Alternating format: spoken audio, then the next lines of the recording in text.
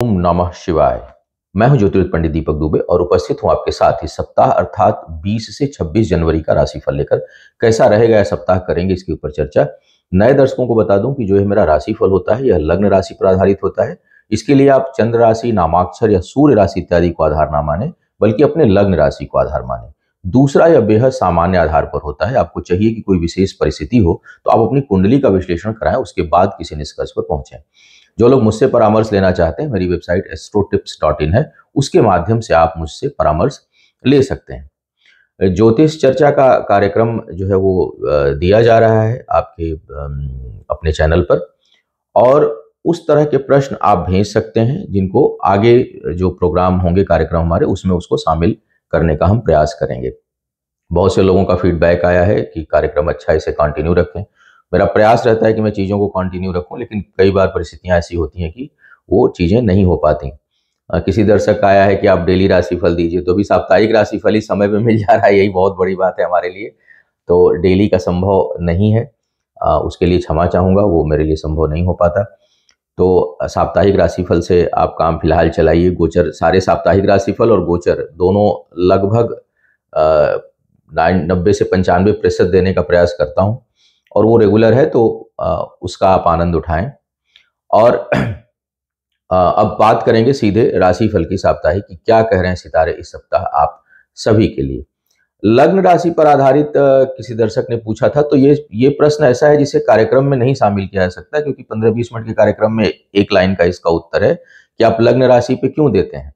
लग्न जो है वो सूक्ष्म होती है चंद्र राशि की अपेक्षा। चंद्रमा लगभग 2 दिन में औसत जो है अपना राशि परिवर्तन करता है, लेकिन लग्न जो है वो परिवर्तित औसतन 2 घंटे में होती है। और जीवन, मृत्यु, स्वास्थ्य इत्यादि तमाम चीजों का जो आधार है वो लग्न राशि है। जितने चार्ट बनते हैं वो लग्न को आधार बनाकर बनते हैं। तो इस कारण जो है वो आपको, मैं लग्न राशि को ज्यादा महत्व देता हूं। चंद्रमा प्रभावित करता है, जैसे सारे ग्रह किसी न किसी क्षेत्र को प्रभावित करते हैं, वैसे चंद्रमा जो है, कमजोर चंद्रमा व्यक्ति के स्वास्थ्य को प्रभावित सबसे अधिक करता है। मुहूर्त इत्यादि में भी चंद्रमा का महत्व माना जाता है अधिक, लेकिन अगर आप मुहूर्त उससे निकालें और साथ ही साथ आप अपनी कुंडली में दशा, अंतर, प्रत्यंतर और उस समय किसी स्थान पर कौन सा ग्रह बैठा है, अगर उसका विश्लेषण भी कर लें। जैसे मान लीजिए आपको जमीन जायदाद खरीदना है, और उस समय आपने मुहूर्त तो वैसे देख लिया, जो पंचांग में मुहूर्त है कि भाई घर खरीदने का या गृह प्रवेश का मुहूर्त ये है, लेकिन आपने अपना उस समय 4th हाउस नहीं देखा, अपने चतुर्थेश की स्थिति नहीं देखी, अपने भाग्येश की स्थिति नहीं देखी, उस समय आपकी कुंडली में चंद्रमा कहाँ है उसकी स्थिति को नहीं देखा, तो फिर खाली मुहूर्त देखने से काम नहीं चलता है। बस यही अंतर है सामान्य कर्मकांड करने वाले जो हमारे क्षेत्र में लोग हैं, पंडित जी लोगों में, और जो ज्योतिष का विशेषज्ञ है उसमें, कि वो देखेगा तो वो सारी चीजें देखेगा। 4th हाउस अगर आपका प्रभावित है तो मुहूर्त कितना भी अच्छा हो, आदमी उस समय मना करेगा कि भाई 4th हाउस ठीक नहीं है, इस समय आप जब लेते भी हैं तो मुहूर्त। इसीलिए कई बार लोग जो सामान्य गृह प्रवेश करते हैं या मुहूर्त देख करके खरीदते हैं, उसके बावजूद वो परेशान रहते हैं, क्योंकि उनकी जो दशा अंतर और उस समय बाकी ग्रहों की जो स्थितियां होती हैं, जो सपोर्टिव ग्रह हैं, उनकी ठीक नहीं होती। तो आप पंचांग से सामान्य मुहूर्त देख करके कोई कार्य करते हैं तो दिक्कत आती है। तो यही सब भेद होता है, इन सब चीजों को समझना। आप लोग प्रश्न पूछते हैं तो हम लोग इस पर बोल देते हैं, अन्यथा कितनी चीजों पे बोला जाए। ज्योतिष जो है वो हरि कथा अनंता वाला हिसाब किताब ज्योतिष का भी है। बहुत बहुत संभावनाएं हैं, और हर विषय का हर कोई विशेषज्ञ नहीं हो पाता है। हम लोग भी, मैं भी हर किसी का विषय का विशेषज्ञ नहीं हूँ, इसीलिए आज तक फलित ज्योतिष के आगे मैं बढ़ा ही नहीं।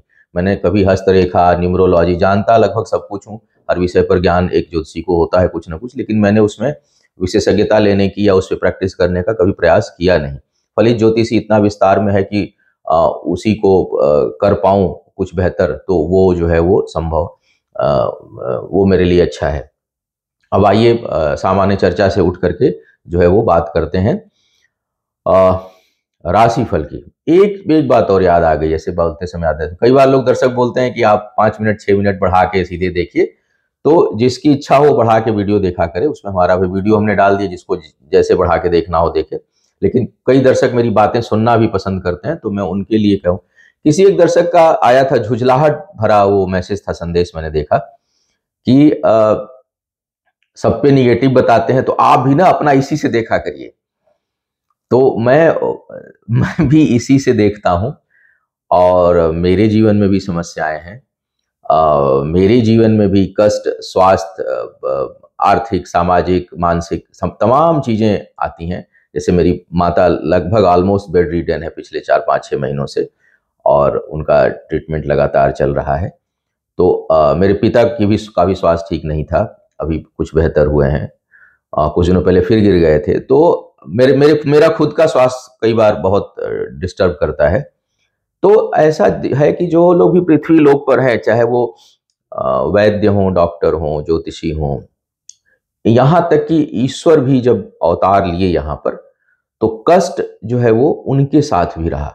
बस ज्योतिषी, डॉक्टर या जो भी जिस विधा का जानकार होता है, उसमें और एक आम व्यक्ति में इतना फर्क होता है कि वो परिस्थितियों को जानता है और समझता है और वो पैनिक नहीं होता उतना ज़्यादा जितना कि एक आम व्यक्ति पैनिक हो जाता है।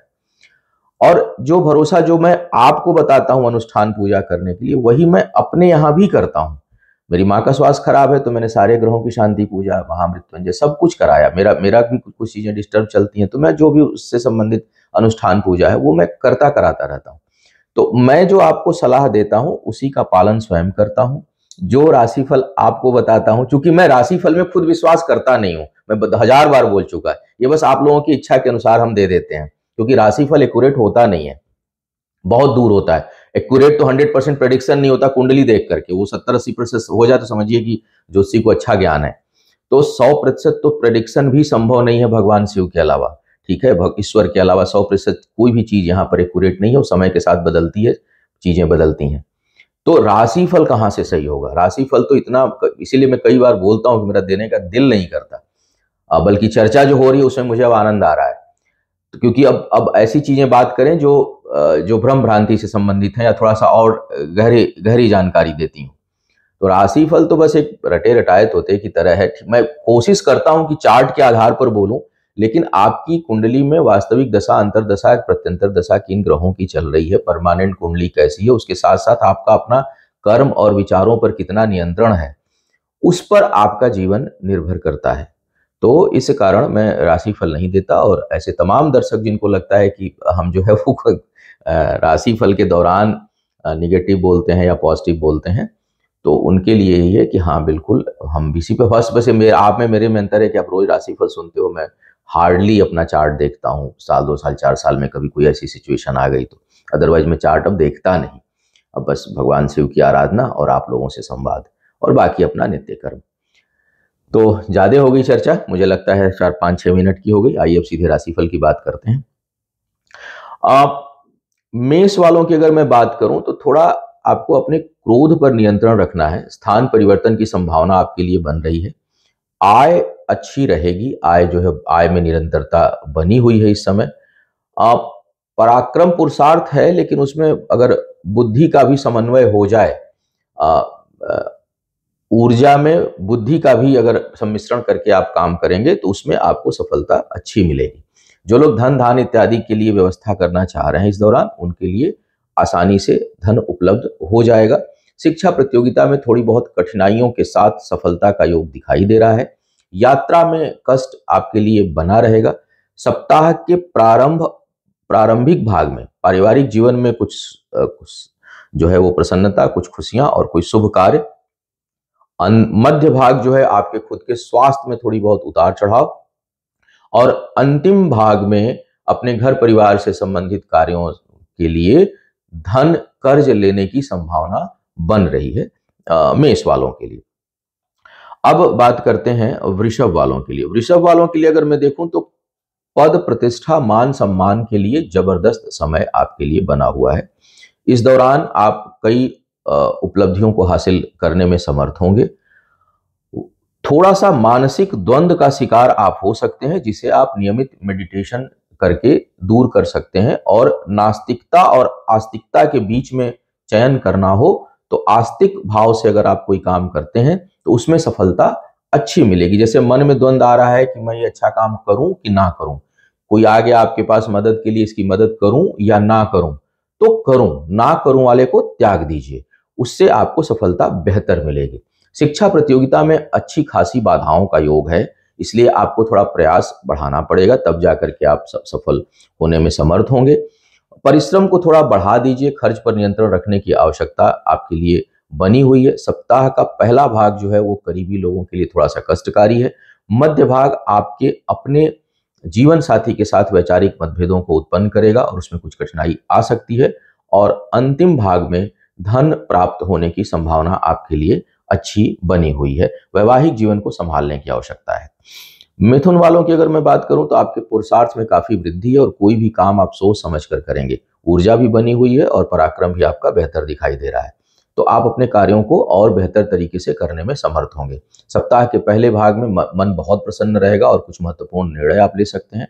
अंतिम भाग जो है वो किसी की मदद करने में जाएगा, किसी को धन आप दे सकते हैं, कर्ज के स्वरूप आप धन दे सकते हैं।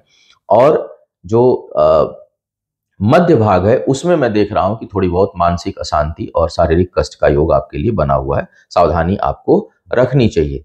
पुरुषार्थ पराक्रम में थोड़ी कमी होगी, आत्मबल को बढ़ाए रखना है और उससे संबंधित जो कार्य हैं उसमें आपको और जो है वो थोड़ा ध्यान देने की आवश्यकता है। भाग्य का साथ है इसलिए परेशान नहीं होंगे। अंत में अंततोगत्वा जाकर के आपका की विजय जो है वो संभावित है। कार्य क्षेत्र में बड़ा उथल पुथल और मानसिक अशांति का योग बना हुआ है।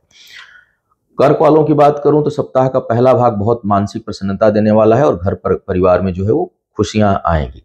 मध्य भाग में शिक्षा प्रतियोगिता में सफलता, लेकिन अंतिम भाग में अपने स्वास्थ्य का विशेष ध्यान आपको रखना चाहिए। स्वास्थ्य से संबंधित समस्याएं उभर सकती हैं जो लंबे समय तक आपको परेशान कर सकती हैं। भाग्य का भी बहुत साथ नहीं है, भाग्य पक्ष आपको परेशान कर सकती है। शिक्षा प्रतियोगिता में कुछ लोगों को बड़ी समस्याओं का सामना करना पड़ेगा। आध्यात्मिक ज्ञान के लिए समय उचित है, लेकिन जो एजुकेशनल डिग्री है, कहीं शिक्षा प्रतियोगिता है, उसमें आपको बहुत मेहनत करने की जरूरत है, अन्यथा उसमें आपको कुछ न कुछ कठिनाई महसूस होगी। विवाह के लिए जो लोग योग्य हैं उनके लिए समय अनुकूल नहीं है, बिल्कुल अनुकूल नहीं है। इसलिए और वैवाहिक जो लोग हैं वो थोड़ा सा वैवाहिक जीवन में अपने वाद विवाद से दूर रहें, उसे संभालने का प्रयास करें। अब बात करते हैं सिंह वालों की। सिंह वालों के लिए देखा जाए तो थोड़ा परिश्रम पुरुषार्थ में कमी महसूस होगी। आत्मबल थोड़ा सा हिला हुआ हो सकता है। सप्ताह का पहला हिस्सा जो है वो करीबी लोगों की मदद और उनको सहयोग करने में। सप्ताह का मध्य भाग जो है वो पारिवारिक जीवन में धन खर्च अधिक हो इसकी संभावना को जता रहा है। शिक्षा प्रतियोगिता में सफलता के अच्छे आसार आपके लिए बने हुए हैं। भाग्य का साथ है इसलिए इनकम होती रहेगी। व्यापार में अच्छी वृद्धि के संकेत दिखाई दे रहे हैं। जमीन जायदाद खरीदने के लिए भी समय कुछ हद तक उपयोग दिखाई दे रहा है। जो लोग विवाह के योग्य हैं उनके लिए विवाह की अच्छी संभावना बनी हुई है। तो थोड़ा स्वास्थ्य का आप ध्यान रखें। बचत जो है वो प्रभावित होगी, सेविंग नहीं कर पाएंगे, विशेष करके सप्ताह के अंतिम भाग में। कन्या वालों की मैं बात अगर करूं तो इस समय आपके लिए धार्मिक भावनाओं का उदय होता हुआ दिखाई दे रहा है और शिक्षा प्रतियोगिता में अच्छी सफलता है, लेकिन क्रोध बहुत आएगा। क्रोध पर आप नियंत्रण रखिएगा। अपने क्रोध से अपने कार्य क्षेत्र में कुछ आप समस्या इस समय उत्पन्न कर सकते हैं। इसके साथ साथ अगर मैं देखूं तो आपके लिए भाग्य का उतना साथ नहीं है। भाग्य जो है वो कर्ज इत्यादि लेने में तो नकारात्मक कार्यों में तो भाग्य का सहयोग है, लेकिन सकारात्मक कार्यों में भाग्य का उतना सहयोग नहीं है। व्यापार में उथल पुथल के साथ वृद्धि की संभावना है, मतलब अंततोगत्वा सफलता मिलेगी, लेकिन जैसे लगता है कि बस अब गए तब गए, अब समस्या आई तब समस्या आई, इन सब चीजों से जूझते हुए आप अपने कार्य व्यापार को थोड़ा बहुत आगे बढ़ाने में समर्थ होंगे। विवाह इत्यादि के लिए समय बहुत अनुकूल नहीं है, उसमें कुछ न कुछ आपको समस्या देखने को मिल सकती है। पारिवारिक जीवन वैवाहिक जीवन में उलझने और जीवन साथी के साथ टकराहट की संभावना बनी हुई है। अब बात करते हैं तुला वालों के लिए। तुला वालों के लिए अगर मैं देखूं तो कार्य क्षेत्र में विस्तार तो है, लेकिन बहुत मानसिक तनाव भी उत्पन्न होगा आपके कार्य क्षेत्र में। इसके साथ साथ सेहत जो है वो बहुत सपोर्ट नहीं करेगी। स्वास्थ्य से संबंधित समस्याएं बहुत से लोगों को उत्पन्न हो सकती हैं। सप्ताह के पहले भाग में कुछ यात्राओं का योग आपके लिए बना हुआ है। इसके साथ साथ शिक्षा प्रतियोगिता में लेकिन सफलता के बहुत अच्छे आसार हैं। इस दौरान आप जो लोग उच्च शिक्षा ग्रहण करने हैं उनके लिए समय बहुत सहयोगी है, और कोई इस समय कंपटीशन आप दे रहे हैं उसमें भी आपको जो है वो सफलता मिले, इसकी अच्छी संभावना बनी हुई है। भाग्य का खूब साथ है। भाग्य परिश्रम और बुद्धि के समन्वय से एक साथ मिला करके अगर आप कोई काम कर रहे हैं तो उसमें बड़ी उन्नति मिलने की संभावना आपके लिए दिखाई दे रही है। शत्रु बिना वजह के उत्पन्न होंगे। पारिवारिक जीवन में थोड़ी बहुत उथल पुथल और कहीं कार्य व्यापार से के संबंध में अपने स्थान से दूर जाना पड़ सकता है। जीवन साथी के साथ थोड़ी बहुत टकराहट और उसके कारण कार्य क्षेत्र में कुछ डिस्टरबेंस आने की संभावना भी बनी हुई है। और वृश्चिक वालों की बात करूं तो थोड़ा परिश्रम बहुत अधिक करेंगे तब भाग्य का साथ मिलेगा। परिश्रम को बढ़ाने की सलाह आपको दी जाती है। अचानक सप्ताह के पहले हिस्से में थोड़ा धन हानि हो या इनकम में बाधा का योग आपके लिए बन रहा है। मन थोड़ा विचलित हो सकता है। सप्ताह का मध्य भाग जो है वो यात्राओं से लाभ को दर्शा रहा है। यात्राओं से लाभ हो और अंतिम भाग में आपके ऊर्जा में बहुत अधिक वृद्धि होगी, कार्य क्षमता में वृद्धि होगी, बहुत जो है वो ऊर्जावान महसूस करेंगे। जमीन जायदाद से संबंधित कामों में बहुत अच्छी सफलता आपको मिलेगी। भूमि भवन वाहन का सुख बना हुआ है। समस्या संतान के कारण मानसिक चिंता और शिक्षा प्रतियोगिता में बहुत कठिनाई के साथ ही सफलता मिले, इसकी संभावना बन रही है। थोड़ा आप अपने संतान की तरफ ज़्यादा ध्यान देना है और एजुकेशन लाइन में है कहीं कंपटीशन इत्यादि में, तो उसमें भी आपको अपने प्रयासों को बढ़ाना चाहिए सफल होने के लिए। धनु वालों की बात करूं तो इस समय बौद्धिक क्षमता का विस्तार है। पुण्य कार्य, धार्मिक कार्य आपके हाथों होते हुए दिखाई दे रहे हैं, लेकिन परिश्रम का उतना परिणाम नहीं मिलेगा। भाग्य के साथ में भी कुछ कठिनाई है। भाग्यवश जो कार्य होंगे वहां पर आपको थोड़ा संभल कर व्यवहार करना चाहिए। विशेष करके अगर धन से संबंधित केवल भाग्य भरोसे कोई ऐसा कार्य है जहां धन प्राप्ति की संभावना है, तो उसको संभालने की जरूरत है। वहां उतनी सफलता आपको प्राप्त नहीं होगी। जन कल्याण की भावना रहेगी। मित्रता खूब इस समय होगी। पारिवारिक जीवन में थोड़ा बहुत उथल पुथल रहेगा और जमीन जायदाद खरीदने से इस समय आपको दूर रहना चाहिए। व्यापार में वृद्धि के लिए नए प्रयास आप करेंगे जिसमें बहुत हद तक आप सफल भी होंगे। अब बात करते हैं मकर वालों की। मकर वालों के लिए अगर मैं देखूं तो क्रोध की बड़ी अधिकता है और हर काम में थोड़ी जल्दबाजी करने को आप सोचेंगे, तो थोड़ा ठहर कर निर्णय लेना है। जल्दबाजी से बचिए, अन्यथा हानि हो सकती है। जमीन जायदाद के कार्यों में कुछ हद तक मदद मिलेगी। विशेष करके अगर बेचना चाहते हैं तो उसमें आपको अच्छी सफलता प्राप्ति होने की संभावना बनी हुई है। सप्ताह के पहले हिस्से में अगर जिन लोगों का कार्य व्यापार साझेदारी में, उसमें तेज टकराहट और धन हानि की संभावना बन रही है। सप्ताह के मध्य भाग में छोटी मोटी सुखद यात्रा हो सकती है कार्य व्यापार से, जो सफलता देने वाली होगी।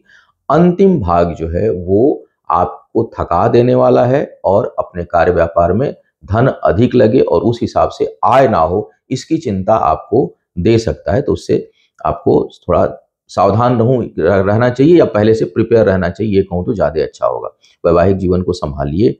जमीन जायदाद खरीदने के, जैसा मैंने कहा है, खरीदने के लिए उतना अच्छा नहीं, लेकिन बेचने के लिए समय अच्छा, उससे लाभ की संभावना है। झगड़े झंझट वाद विवाद से दूर रहिए। छोटी छोटी बातों पर झुंझलाहट आपको हो सकती है जो अपने करीबी रिश्तों को परेशान कर सकती है। कुंभ वालों की अगर मैं बात करूं तो बड़ी सफलता का समय इस दौरान दिखाई दे रहा है। आय इत्यादि में अच्छी वृद्धि है। खूब पराक्रम पुरुषार्थ बढ़ा हुआ है। बौद्धिक क्षमता में खूब वृद्धि है और एक उद्यमी की तरह हर चीज में आप निर्णय लेंगे जिसमें बहुत हद तक आप सफल भी होंगे। यात्राओं की संभावना दिखाई दे रही है। वैवाहिक जीवन में बहुत कठिनाई है। जिनके वैवाहिक जीवन में कठिनाई है उसे बहुत संभालने की जरूरत है, अन्यथा वो टूट सकता है। बचत के लिए समय अच्छा नहीं है। धन की बचत में बहुत समस्या रहेगी। अचानक धन खर्च इत्यादि हो, इसकी संभावना बन रही है। पारिवारिक जीवन में थोड़ी बहुत शुभता रहेगी। जमीन जायदाद इत्यादि खरीदने के लिए समय उपयुक्त दिखाई दे रहा है।